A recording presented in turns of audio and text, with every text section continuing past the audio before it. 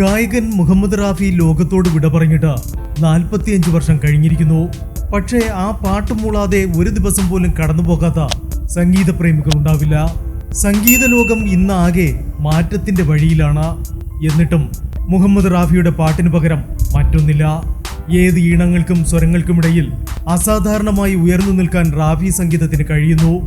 ഗംഭീരവും ഭാവാർദ്രവുമായ ആലാപനത്തിൽ എല്ലാം മറന്ന നാം കേട്ടിരുന്നു പോകും ആ പാട്ടുകൾ. പരിമിതികളില്ലാത്ത ഗായകരില്ല, പക്ഷേ റാഫിയുടെ ശബ്ദത്തിൽ എല്ലാ ഈണങ്ങൾക്കും ഇടമുണ്ടായിരുന്നെന്നാണ് സംഗീത പ്രേമികളുടെ പക്ഷം.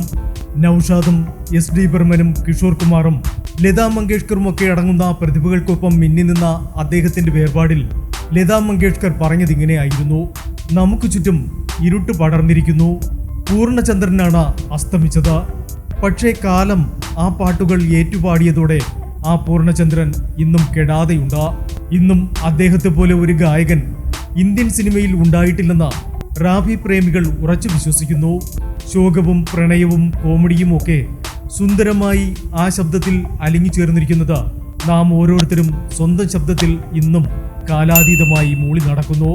മുഹമ്മദ് റാഫിയുടെ ഓർമ്മകൾക്ക് മുന്നിൽ മൂവി മാക്സിന്റെ പ്രണാമം.